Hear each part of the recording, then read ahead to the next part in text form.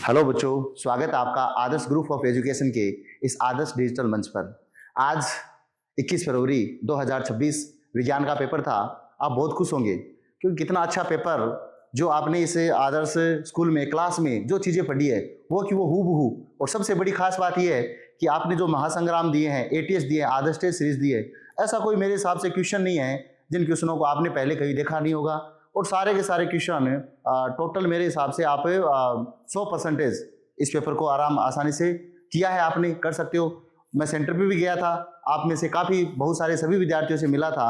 आपके जो चेहरे की मुस्कान थी वो बता रही थी कि क्या आपने अपने पेपर में धमाका करके आए हो। इस धमाकेदार पेपर को अपन सॉल्यूशन करते हैं, देखते हैं कि आपने इस पेपर को कहाँ तक कितने परसेंटेज तक कवर किया है। तो शुरू करते हैं इसी पेपर को अपन। तो प्यारे विद्यार्थियों, जैसे खंड ए का पहला क्वेश्चन है, कौन सी अंतःस्रावी ग्रंथि रक्त में शर्करा का नियमन करती है। आपको मैंने एक ट्रिक बताई थी, याद होगा, पापा टीवी एटीपी पामे टाटक। मैंने बताया था इसमें से टकाटक क्वेश्चन आएगा और वो टकाटक क्वेश्चन आपका ये आ गया, क्योंकि ये अंतःस्रावी ग्रंथि जो अग्नाशय ग्रंथि से आपको पता है इंसुलिन हार्मोन निकलता है। और जो इंसुलिन हार्मोन होता है वो रक्त में, आप सभी को पता है, जो इंसुलिन हार्मोन होता है वो शर्करा की मात्रा का नियमन करता है। तो ये जो इंसुलिन हार्मोन है ये अग्नाशय ग्रंथि ही स्रावित करती है, तो ये आपका सही होगा।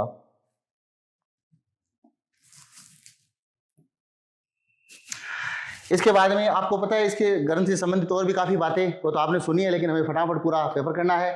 दूसरा क्वेश्चन है, कौन से जीव में द्विखंडन द्वारा नए जीव की उत्पत्ति होती है। अरे वो वही द्विखंडन नहीं सीखा आपने, एक कोशिका जीव का दो बराबर भागों में विभाजित होना, अमीबा के अंदर द्विखंडन, लेशमानिया में द्विखंडन। ये वही लेशमानिया में द्विखंडन है जो एक निश्चित निर्धारित तल पर द्विखंडन के बारे में आपको बताया गया था। मुझे पूरा विश्वास है टोटल आदर्श विद्यार्थी और बहुत सारे जितने वीडियो देख रहे हैं उन सभी का मेरे हिसाब से सही है, ये लेशमानिया है, तो ये आपका सही होगा ब ऑप्शन।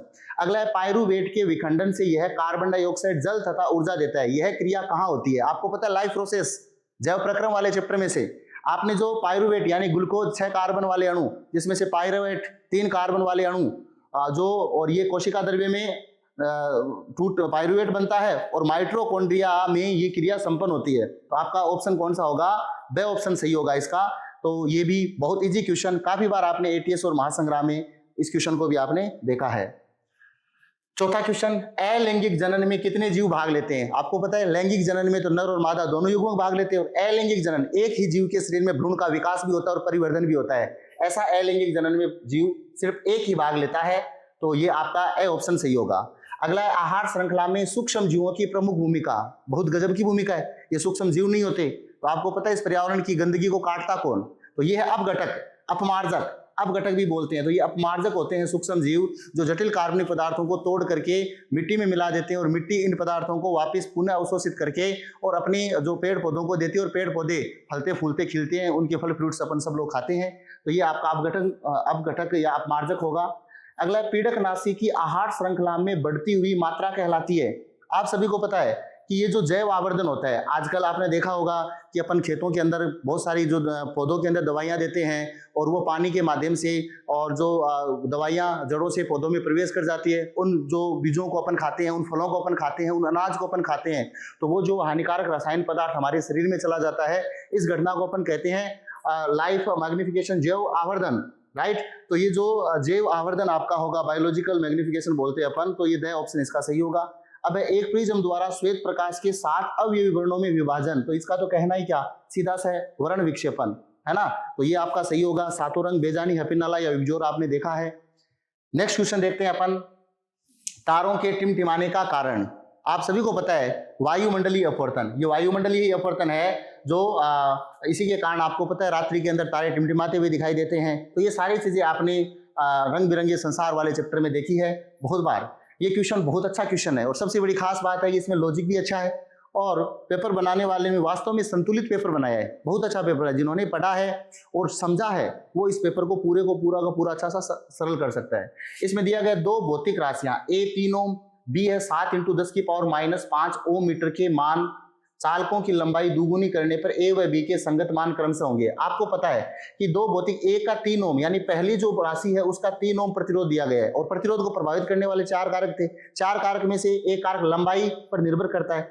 अब अगर इसकी लंबाई को 2 गुना कर दिया गया है, यहाँ पर इस लंबाई को 2 गुना कर दिया गया है, तो प्रतिरोध भी 2 गुना हो जाएगा। तो 3 का 2 गुना कौन सा होगा? 6। तो 6 ब ऑप्शन में आ रहा है, 6 में आ रहा है, इसका मतलब ब और 6 में से होगा।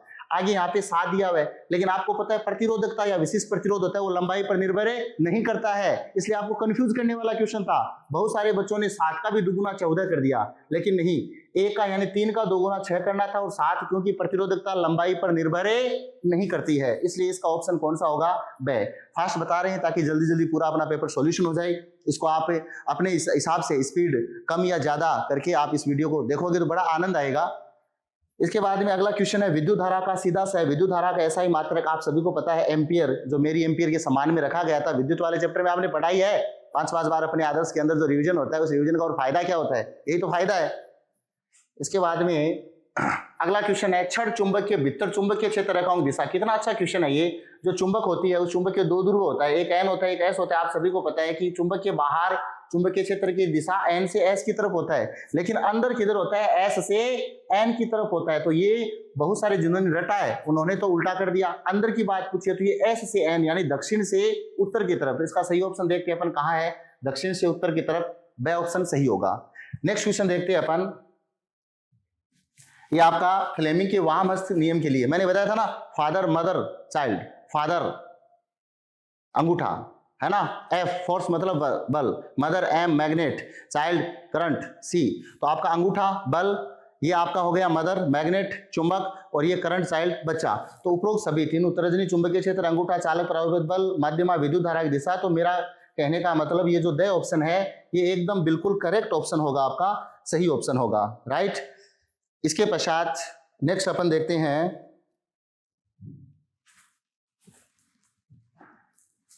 अगला क्वेश्चन।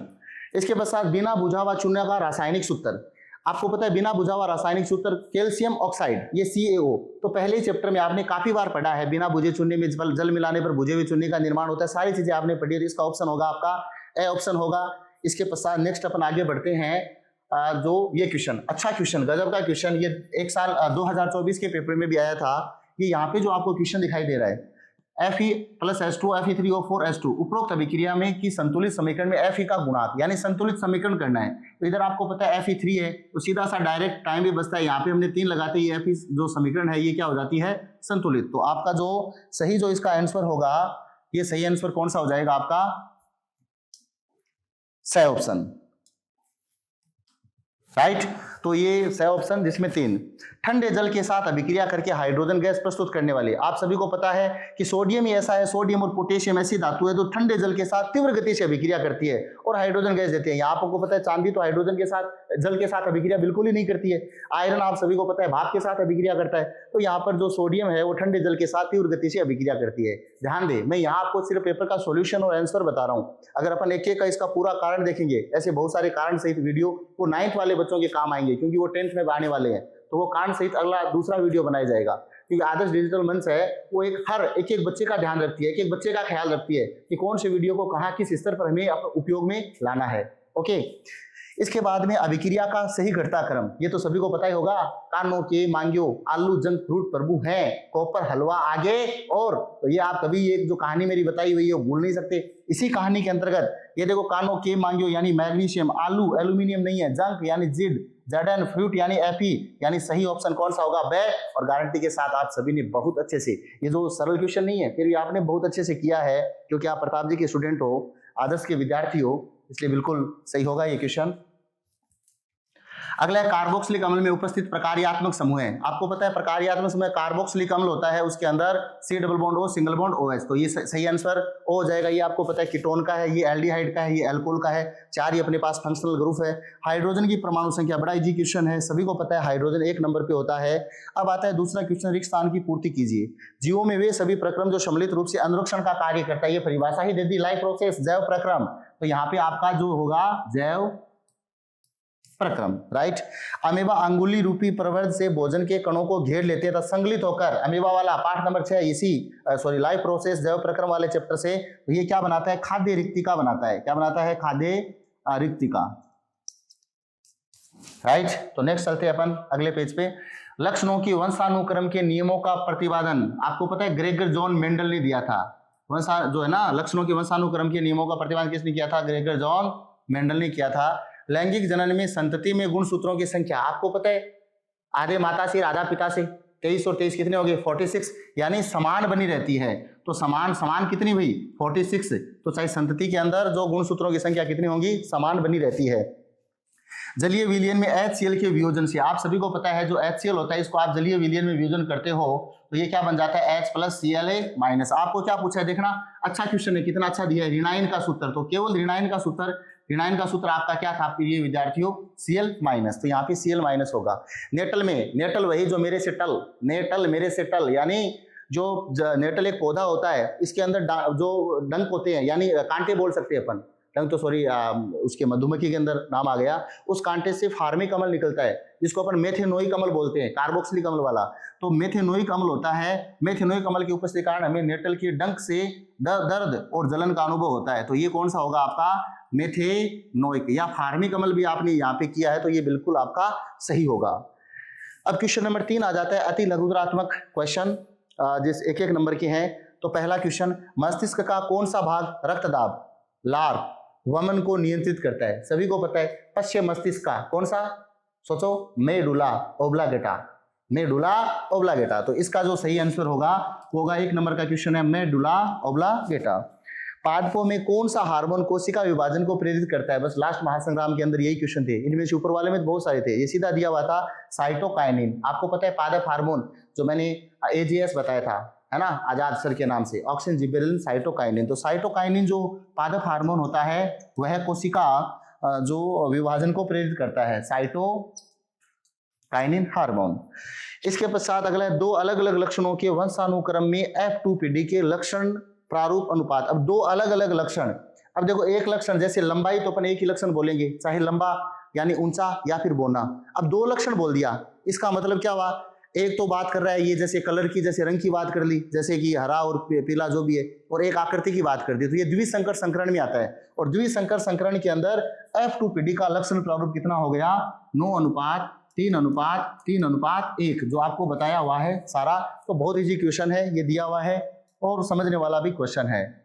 अगला क्वेश्चन है, एक लंबे पौधे जैसे हमने माना था T और एक बोना पौधा यानी स्मॉल टी, इन दोनों का संकरण करवाने पर F1PD में सभी T स्मॉल टी इस प्रकार के पौधे प्राप्त होते हैं। तो ये पौधे प्रभावी लक्षण इसमें से दिखता है लंबापन, यानी ये इसका जो आंसर कौन से लक्षण प्रकट होते हैं? तो सभी पौधे कौन से होते हैं? लंबे प्राप्त होते हैं।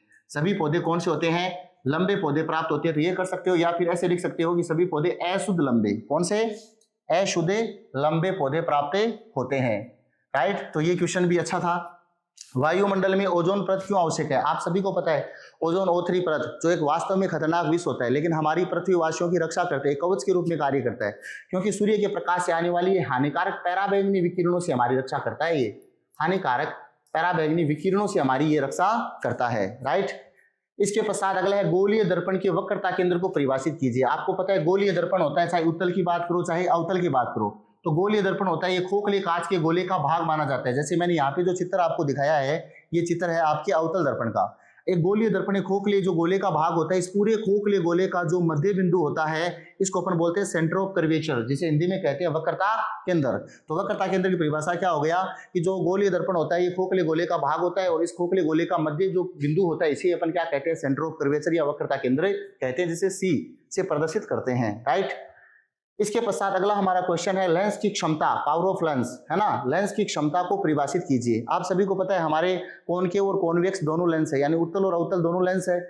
और लेंस की क्षमता, लेंस का मुख्य काम होता है प्रकाश की किरणों को मोड़ना। तो सिंपल सी बात है, प्रकाश की किरणों को अभिसरण या अपसरण करने की मात्रा को लेंस की क्षमता कहते हैं, और लेंस की क्षमता को P से प्रदर्शित करते हैं, जिसका मात्रा क्या होता है? डायोप्टर होता है, जिसे कैपिटल D से अपन प्रदर्शित करते हैं। अगला है विद्युत चुंबक क्या है? विद्युत चुंबक को अपन अस्थायी चुंबक भी बोल सकते हैं। आप सभी को पता है परिनालिका के भीतर अगर अपन कच्चे लोहे की छड़ को रख करके और इसमें इलेक्ट्रिसिटी यानी विद्युत धारा अपन प्रवाहित कर देते हैं, तो विद्युत धारा प्रवाहित करने पर ये कच्चे लोहे, नरम लोहे की छड़ एक चुंबक की भांति व्यवहार करते हैं, उसे अपन क्या कहते हैं? विद्युत चुंबक कहते हैं। तो बहुत इजी क्वेश्चन, एक सिंगल क्वेश्चन आपको नोट से बाहर नहीं मिलेगा अपने, एक सिंगल क्वेश्चन की एक लाइन, और क्वेश्चन की जो लैंग्वेज है वो लैंग्वेज का भी एक शब्द आपको अपने जो आदर्श के जो नोट्स है, अपने जो 10वीं क्लास परिपथों की सुरक्षा करता है। अगर प्लस और माइनस वाला तार, धनायन और ऋणायन तार एक दूसरे से टकराता है तो वहां से विद्युत धारा का मान बहुत ज्यादा हो जाता है, लघु पतन हो जाता है। लघु पतन के दौरान जो फ्यूज होता है उसका गलनांक कम और प्रतिरोध ठीक ठाक होने के कारण वह पिघल करके टूट जाता है। इस कारण ये सुरक्षात्मक दृष्टि से रूप से बहुत महत्वपूर्ण है। अगला क्वेश्चन है हमारा जिंक सल्फ्यूरिक अम्ल वाला, तो Zn प्लस H2SO4। याद करो सेकंड चैप्टर के अंदर सभी धातु अम्ल के साथ क्रिया करके लवण व हाइड्रोजन गैसें देता है। तो ये क्या हो गया आपका, ये हो गया जो ZnSO4 और प्लस कौन सा हो गया आपका H2 गैस। तो ये हो गया, इसको संतुलित समीकरण लिखनी थी। ये भुजा व चूने कार्बन डाइऑक्साइड, याद करो इस जमाने को, इसी जमाने में हमने यानी इसी साल में हमने पढ़ा है इसी सत्र में कि बुझे हुए चूने का उपयोग दीवारों पर सफेदी करने में किया जाता है। यह वायुमंडल उपस्थित कार्बन डाइऑक्साइड के साथ क्रिया करके एक ही संगमरमर यानी कैल्शियम कार्बोनेट का निर्माण करता है। इसी कैल्शियम कार्बोनेट के कारण दीवारों पर सफेदी आ जाती है। तो ये CaCO3 होगा यहाँ पे X है। सबसे तन्य धातु क्या है, सोना। क्या है, सोना, जिसको जो हो जाता है खोना तो आता है रोना, ऐसे आपने सब सुना होगा। तो ये सारी चीजें बहुत इजी है और यहाँ पे सोना इसका होना था आंसर। भोजन के पाचन के लार की भूमिका, आपको पता है लार के अंदर इमाइलेस एंजाइम या टाइलिन एंजाइम होता है। ये जो टाइलिन एंजाइम होता है यह है हमारे भोजन के अंदर जो मंड का पाचन भी करता है कार्बोहाइड्रेट शर्करा को। इसके अलावा मुंह की सफाई करता है, बहुत सारे हानिकारक बैक्टीरिया को मारता है। तो ये आपकी भूमिका आराम से नोट्स में लिखी हुई थी और प्रत्येक विद्यार्थी का मेरे हिसाब से सही है। पादपों में रासायनिक समन्वय कैसे होता है, आपको पता है कंट्रोल एंड कोऑर्डिनेट वाले चैप्टर में से, नियंत्रण एवं समन्वय वाले चैप्टर में से आपने पढ़ा है कि पादपों में रासायनिक समन्वय पादप हार्मोन करता है, राइट। जैसे जंतुओं में तो जंतु हार्मोन और तंत्रिका तंत्र करता है, इसमें कोई तंत्रिका तंत्र होता नहीं है, तो ये करता है पादप हार्मोन। जैसे ऑक्सीन पादपों के शीर्ष भाग पर पाया जाता है, जिबेरेलिन, साइटोकाइनिन और वृद्धि को रोकने वाला एब्सिसिक अम्ल, ये सारी चीजें आपको बताई हुई है और प्रत्येक विद्यार्थी का ये सही है, काफी बार अपने पेपरों में भी दिया हुआ है। मानव के मादा जनन तंत्र में पाए जाने वाले 2 अंग, मैंने आपको मादा जनन तंत्र के 4 अंग बताए थे, जिसमें अंडाशय था, अंडवाहिनी थी, गर्भाशय था, योनि था। इन चारों में से किसी 2 के बारे में कार्य लिखना था। तो जैसे आपने अंडाशय के बारे में लिख दिया होगा, मादा के अंदर 1 जोड़ी अंडाशय पाए जाते हैं, अंडाशय में अंडाणु होते हैं, है ना, वो अंडाणु मुक्त होकर के अंडवाहिनी में आ जाते हैं। अंडाशय से जो होता है वो एस्ट्रोजन हार्मोन निकलता है, प्रोजेस्टेरोन हार्मोन भी लिख सकते हो, है ना। ये मादा के अंदर द्वितीयक लैंगिक गुण लक्षणों का नियंत्रण करता है। एक आप गर्भाशय के बारे में लिख दो जाए, गर्भाशय के अंदर भ्रूण का रोपण होता है, 270 दिनों तक विकास होता है। ये सारी चीजें आपकी सारी चीजें लिखी हुई है और एकदम इजी सा क्वेश्चन है। पारितंत्र में ऊर्जा का प्रवाह सदैव एक दिशात्मक होता है, बिल्कुल सभी को पता है, क्योंकि आपको पता है सूर्य का जो प्रकाश है ये लिखा हुआ है आपने, और बहुत इजी, सभी मेरे हिसाब से किसी भी एक भी सिंगल बच्चे का भी ये गलत नहीं है जिन्होंने क्लास अटेंड की है, एक सिंगल क्वेश्चन बच्चे का भी बहुत अच्छा है। जैसे सूर्य के प्रकाश से जो पेड़ पौधे होते हैं, ये पेड़ पौधे अपना भोजन बनाते हैं और इस पेड़ पौधों को मान लीजिए हिरण खाते हैं, है ना, घास है मान लीजिए, इस घास को यहाँ पे पौधे की जगह घास लिख रहा हूँ, हिरण खाता है और हिरण को मान लीजिए क्या खाता है, शेर खाता है। तो आप सभी को पता है कि यहाँ पे जो पेड़ पौधे, सूर्य के प्रकाश से पेड़ पौधों ने ऊर्जा ली है, लेकिन पेड़ पौधे वापिस सूर्य के प्रकाश को एनर्जी थोड़ी देगा। पेड़ पौधे या घास को हिरण ने खाया है तो हिरण ने खा लिया, लेकिन हिरण वापिस घास को एनर्जी थोड़ी देगा। तो ये जो ऊर्जा है वो एक दिशा जाएगा। और ये भी पता है कि प्रत्येक कोश स्तर में ऊर्जा 10% आगे जाती है। तो ये आपका लिखा हुआ है, बहुत देन बेटर, बहुत अच्छा क्वेश्चन है। अवतल दर्पण के 2 उपयोग लिखिए, तो बहुत 4 उपयोग बताए हुए हैं। अवतल दर्पण का उपयोग वाहनों की हेडलाइट में भी किया जाता है, दंत विशेषज्ञ दांतों का बड़ा प्रतिबिंब देखने के लिए करता है। अवतल दर्पण का उपयोग सौर भट्टियों में किया जाता है। ये सारी चीजें अपने जो शेविंग दर्पण के रूप में भी अवतल दर्पण का उपयोग करते हैं, राइट। खतरे के संकेत सिग्नल के लाल रंग के होते हैं। लास्ट महासंग्राम के अंदर यही क्वेश्चन था कि खतरे के जो सिग्नल है वो लाल रंग के क्यों होते हैं। तो इसका सबसे पहला होगा क्योंकि लाल रंग का आपको पता है वेवलेंथ, तरंग दैर्ध्य सबसे ज्यादा होती है, और दूसरा जो इसका प्रकीर्णन होता है वो बहुत कम होता है। अब वेवलेंथ यानी तरंग की लंबाई ज्यादा होने के कारण हमारी आंखों तक ये जल्दी पहुंचता है ना, और इसलिए खतरे के, और दूर से दिखाई देता है। प्रकीर्णन कम मतलब फैलेगा कम, तो खतरा जो भी होगा हमें तो लाल कलर है वो सबसे पहले हमें नजर आएगा और हम उसको देख करके अलर्ट हो जाएंगे, राइट। तो ये सारी चीजें लिखी हुई है। निम्नलिखित विद्युत अवयवों के प्रतीक बनाइए। तो प्रतीक फलक खुली कुंजी, तो खुली कुंजी बहुत इजी क्वेश्चन है, ये खुली कुंजी हो गया। अगर बंद कुंजी आता तो बीच के अंदर ये बटन लग जाता।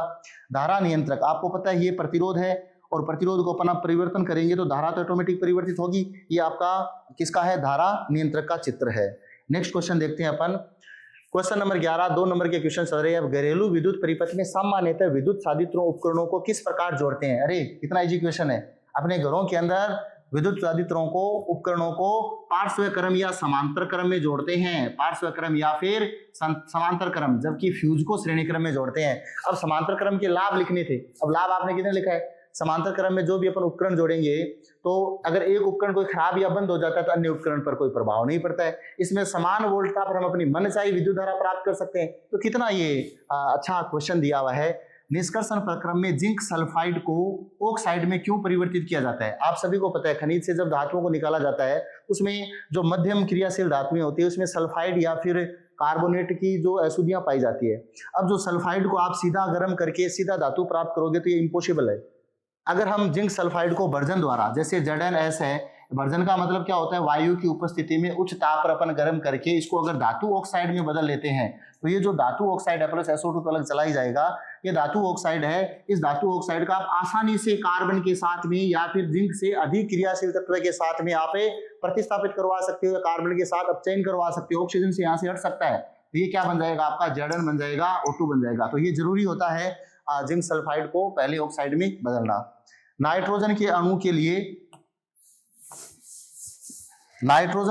इलेक्ट्रॉन बिंदु संरचना आप सभी को पता है, ये आपका क्या हो गया, नाइट्रोजन हो गया। नाइट्रोजन 7 नंबर पर होता है, आउटर मोस्ट सेल के अंदर 5 इलेक्ट्रॉन होता है, इसको 3 इलेक्ट्रॉन की जरूरत होती है।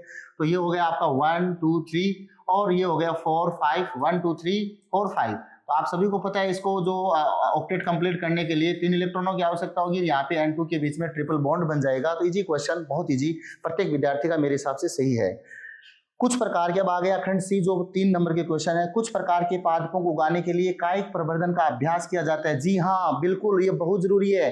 कायिक का मतलब काया, शरीर, पौधे का विशेष भाग, जैसे जड़, तना, पत्ती आदि द्वारा नया पौधा उगने की प्रोसेस को अपन कायिक जनन कहते हैं। और कायिक जनन विशेषकर उन पौधों को उगाने के लिए उपयोगी है जो पौधे बीज बनाने की क्षमता खो चुके हैं। और ऐसे जैसे केला, जैसे चमेली, इनके बीज उत्पन्न करने की क्षमता खो गया है। तो इन पौधों को काट करके, जैसे आलू, उसको तना है स्वयं आलू, उसको काट करके आप जमीन में बो और ये पौधा लगेगा। 2 उदाहरण भी दीजिए, इसका लाभ क्या है। कायिक जनन से आप पौधा लगाओगे तो पौधा कम समय के अंदर अधिक फल और फूल देगा। कायिक जनन से आप पौधा लगाओगे तो आप संकरण मुक्त परिस्थितियों में जो फल प्राप्त कर सकते हो। कायिक जनन से आप पौधा लगाओगे तो कायिक जनन विशेषकर जो रोग रहित पौधे आपको प्राप्त होंगे। तो ये सारी चीजें बहुत इजी और क्या गजब का क्वेश्चन है। अगर कोई जीव बीजाणुधानी द्वारा प्रजनन करता है तो उसे क्या फायदा होगा, उदाहरण द्वारा समझाइए।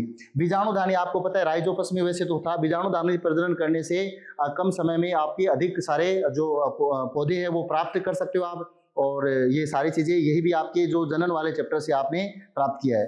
अगला क्वेश्चन देखो कितना अच्छा क्वेश्चन दिया है।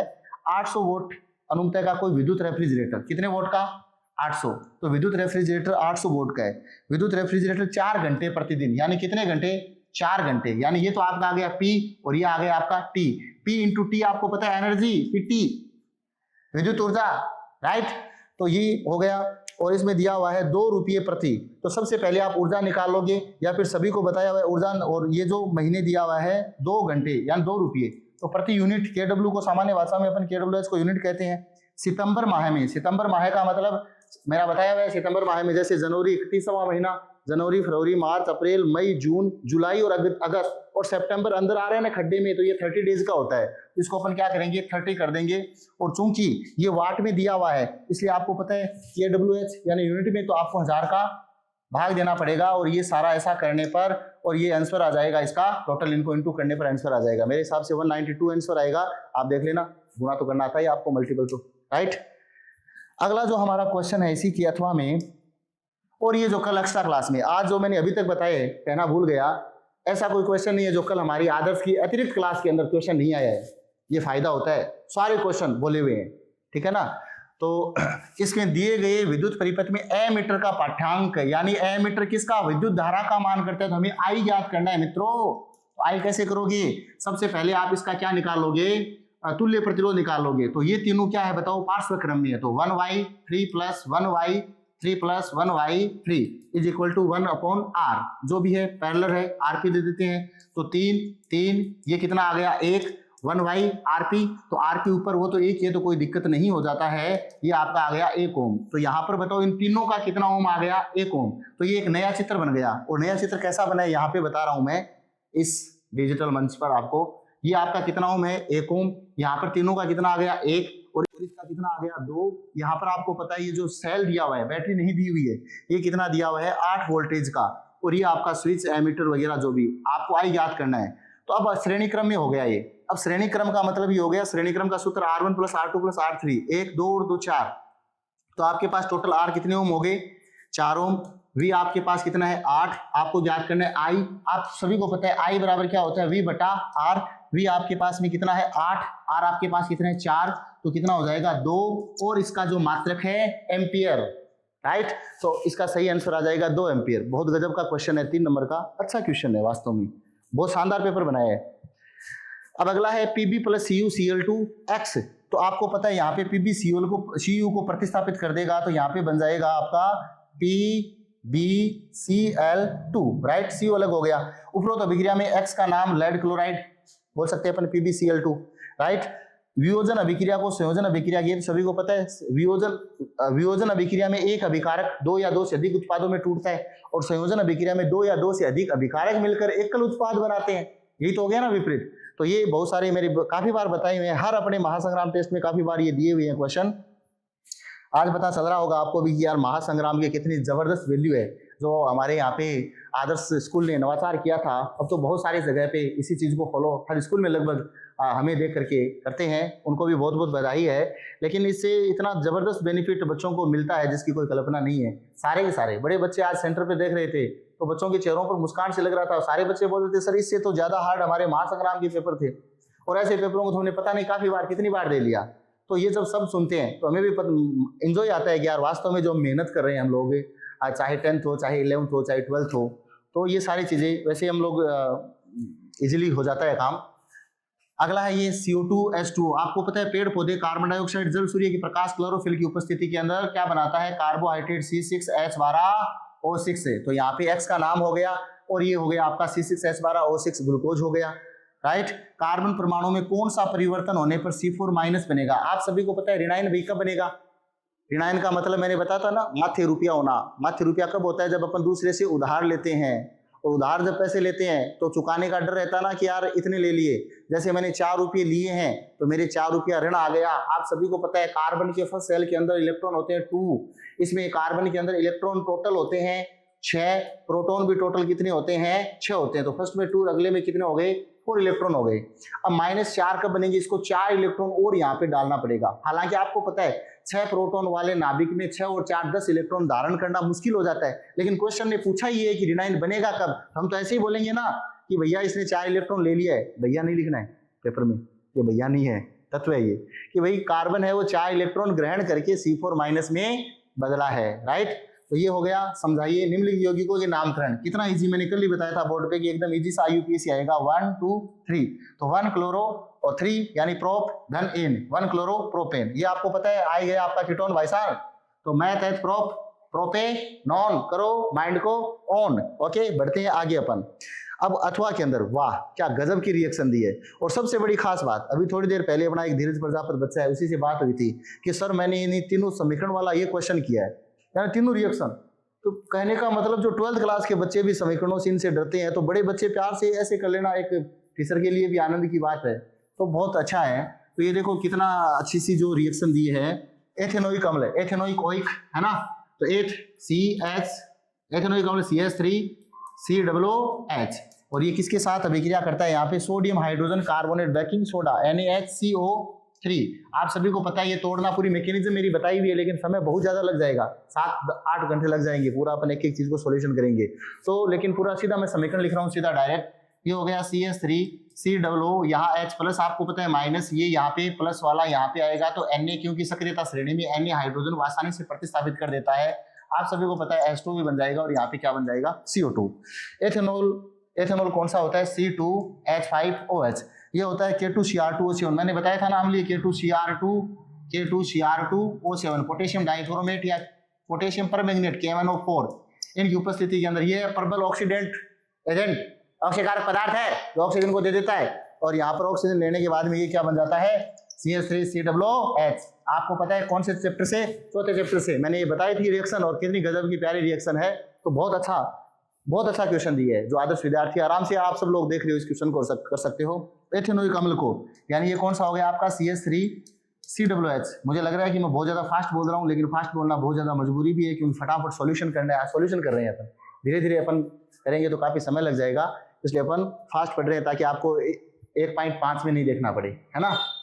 ओके, तो एथेनोइक अम्ल सोडियम हाइड्रोक्साइड, तो ये हो गया अम्ल और ये हो गया NaOH। आप सभी को पता है अम्ल और क्षार आपस में विक्रिया करके लवण और जल का निर्माण करता है। ये दुर्बल अम्ल है और ये प्रबल क्षार है, तो ये क्या बन जाएगा आपके पास में CH3COONA सोडियम एसिटेट, है ना। और ये क्या बन जाएगा आपके Na बन जाएगा, तो यहाँ पे OH और H मिलकर के क्या बन जाएगा H2O। तो ये तीनों रिएक्शन हो गई आपकी। नेक्स्ट बढ़ते हैं आगे।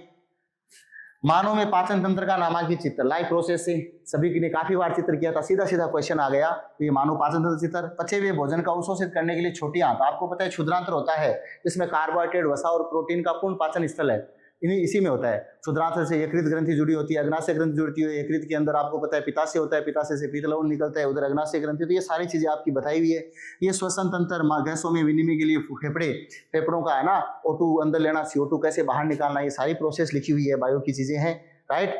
तो ये सारा आपने अच्छे से किया है। लेंस का आवर्धन, है ना, लेंस का आवर्धन, मैग्निफिकेशन, तो आपने पता है आवर्धन का मतलब क्या होता है। आवर्धन हमें यह बताता है कि प्रतिबिंब बिंब की अपेक्षा कितना गुना है, वो बड़ा भी हो सकता है, छोटा भी हो सकता है, राइट। तो आपको इतना लिखना था कि आवर्धन हमें यह बताता है कि प्रतिबिंब बिंब की अपेक्षा कितना गुना है, यानी प्रतिबिंब की ऊंचाई बटा बिंब की ऊंचाई, M बराबर S बटा H। Okay, right. तो बहुत इजी क्वेश्चन है यार।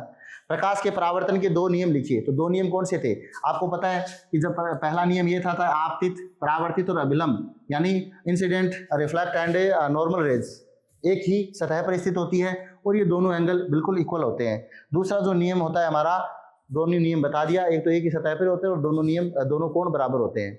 अगला, एक उत्तल दर्पण से प्रतिबिंब, बहुत गजब का, कितनी बार ये क्वेश्चन बताया है और मेरे हिसाब से ये हार्ड क्वेश्चन की श्रेणी में आता है, लेकिन आप सभी ने किया है, मुझे विश्वास है जिन्होंने क्लासे एकदम रेगुलरली ली है उन्होंने सभी ने किया है। उत्तल दर्पण, तो ये कौन सा दर्पण आ गया अपना, उत्तल दर्पण। और ये आपकी हो गया प्रिंसिपल एक्सिस, ये हो गया आपका पोल, ये हो गया आपका सेंटर ऑफ कर्वेचर, ये हो गया आपका प्रिंसिपल फोकसिस, राइट। आपको फर्स्ट नियम का पता है, जो प्रिंसिपल एक्सिस के पैरेलल में जो भी रेज होती है वो रिफ्लेक्ट होने के बाद में डाइवर्ट हो जाती है, क्योंकि जो कॉन्वेक्स मिरर होता है वह प्रकाश की किरणों को क्या करता है, फैलाता है। इसी कारण इसे क्या कहते हैं अपन, अपसारी मिरर कहते हैं, राइट। अब जो ये जो रिफ्लेक्ट रेज होती है इनको अपन पीछे की तरफ बढ़ाएंगे तो ये प्रिंसिपल फोकसिस से गुजरेगी, है ना, राइट, यहाँ पर। तो आपको क्या पूछा है, उत्तल दर्पण से प्रतिबिंब बनना, किरण जब बिंब अनंत पर हो, तो अगर बिंब अनंत पर हो तो प्रतिबिंब कहाँ बनेगा, मुख्य फोकस पर बनेगा, आभासी सीधा बनेगा और वस्तु से बहुत छोटा यानी बिंदु साइज का बनेगा। अगला इसका अथवा में दिया लेंस सूत्र, आपको पता है लेंस सूत्र P बराबर 1/f, यानी फोकस जो ये मीटर में होना चाहिए, फोकस दूरी का व्युत्क्रम ही लेंस का, अच्छा लेंस सूत्र पूछा है मैंने, लेंस की क्षमता समझ लिया, सॉरी। लेंस सूत्र क्या होता है आपको पता है, 1/a बराबर 1/v माइनस 1/u, ये लेंस सूत्र था, तो सभी का सही है। स्नेल का नियम आपको पता है, आपतन कोण की जा, यानी साइन I बटा साइन R का जो साइन R का मान सदैव कांस्टेंट रहता है ना, तो इसी अपन क्या कहते हैं, स्नेल का नियम बोलते हैं। एक उत्तल लेंस, आप सभी को पता है उत्तल लेंस, ऐसा लेंस जो किनारों से पतला और बीच से मोटा होता है उसे उत्तल लेंस कहते हैं। तो ये मुख्य एक्स हो गया, ये आपका ऑप्टिक सेंटर हो गया, ये आपका F1 हो गया और ये हो गया 2F1, ये हो गया F2 हो गया और ये हो गया 2F2। अभी उत्तल लेंस में वस्तु को अनंत पर रखा गया, अनंत से प्रिंसिपल एक्सिस के पैरेलल में अनंत से कोई भी वस्तु जाती है तो हमेशा मुख्य एक्स के समांतर ही प्रकाश की किरण आती है। उत्तल लेंस की आदत है, गुण है, व्यवहार भी है, क्या करें अपन, इसके व्यवहार को तो बदल नहीं सकते अपन, इसलिए प्रकाश की किरणों को क्या करेगा भैया, फैलाएगा थोड़ी, केंद्रित तो करेगा, इसी कारण इसको क्या बोलते हैं, अभिसारी, तो राइट। तो ये अंदर की तरफ लाएगा तो ये यहाँ पे क्या बनेगा, प्रिंसिपल फोकसिस, F से जाएगा, तो ये सीधा सा यार कि प्रतिबिंब कहाँ बन रहा है, F पर, बिंदु साइज का है, वास्तविक है, उल्टा है, राइट, क्योंकि ये कौन सा लेंस है, उत्तल लेंस है। नेक्स्ट बढ़ते हैं, POP, plaster of Paris. Plaster of Paris की जल में मिलाने से प्रभाव को समझाइए। अगर आप प्लास्टर ऑफ पेरिस को, जल की तो बात छोड़िए, अगर आपने खुले में तो ये पूरी नमी को सोख लेगा और पक्का बाटा बन जाएगा मजबूत, जिसे अपन क्या बोलते हैं पता है, जिप्सम बन जाएगा। इसलिए प्लास्टर ऑफ पेरिस को कभी भी खुले में रखना नहीं चाहिए, जल के प्रभाव में आने के बाद में प्लास्टर ऑफ पेरिस बन जाएगा, जल की अभिक्रिया का रासायनिक समीकरण। तो POP का सूत्र क्या होता है आपको पता है, CaSO4 dot half H2O, right. ये जल के 1 से 1/2 अणुओं के साथ रिएक्ट करके CaSO4 डॉट 2H2O बना लेता है, ये रहा। इसको अपन क्या कहेंगे, इसको कहेंगे अपन जिप्सम, CaSO4 डॉट 2H2O, कठोर, राइट। जलीय कॉपर सल्फेट, आपको पता है CuSO4.5H2, जिसे अपन धोने का सोडा, सोडियम Na2CO3.10H2। तो ये सिंपल चीज़ें काफ़ी बार पढ़ी है, तो ये कोई दिक्कत नहीं है, आपने किया है अच्छे से। अगला है क्रिस्टलीय कॉपर सल्फेट को गर्म करने पर उसमें निम्नलिखित गुणों पर पड़ने वाले प्रभाव, क्रिस्टलन जल उड़ जाएगा, रंग है बदल जाएगा, है ना, हरे रंग का होता है ना। ओके, तो ये सारी चीज़ें आपने बहुत अच्छे से की है, काफ़ी बार आपका किया हुआ है। नेक्स्ट अपन आगे बढ़ते हैं। अच्छा, हो गया पूरा। तो ये था आपका पेपर, एक सिंगल क्वेश्चन, दावे से कह रहा हूँ मैं, एक सिंगल क्वेश्चन की एक लाइन आप ये नहीं कह सकते कि आदर्श नोट्स में से नहीं है, सारे क्वेश्चन। और सबसे बड़ी बात, लैंग्वेज, जैसे क्वेश्चन आए हैं, हमारी खास बात क्या होती है, हम हेडिंग नहीं डलवाते हैं टॉपिक की, हम क्वेश्चन लिखते हैं। जैसे क्वेश्चन स्टार फेमस है ना हमारा, ये लिखो क्वेश्चन स्टार में से ही सारे पढ़े हैं। और दूसरी खास बात क्या है कि अगर लैंग्वेज भी थोड़ी बहुत चेंज, पता नहीं बोर्ड वाले ने इसी नोट से लेकर के पेपर बनाया या क्या किया है, अब आपने देखो करना आपको है, पढ़ा आपने है, और हमने सारे बड़े प्यार से इस पेपर को देखा है, सॉल्यूशन किया है। उम्मीद है, आशा है कि आपने बहुत ही अच्छा पेपर किया होगा। आगे वाले पेपर की आप बहुत अच्छे से मेहनत करोगे, और मैथ्स में भी आप आउट ऑफ नंबर ला करके अपन को अपने सरदार सर नहीं, अपने चूरू नहीं, राजस्थान के अंदर टॉप आदर्श विद्यालय बना है। और इस बार आदर्श टॉपर राजस्थान से भी आप ही लाने वाले हो, इसलिए आप महान हो। आप पढ़ोगे तो आपके साथ में हमारे जैसे गुरु भी महान होंगे। धन्यवाद।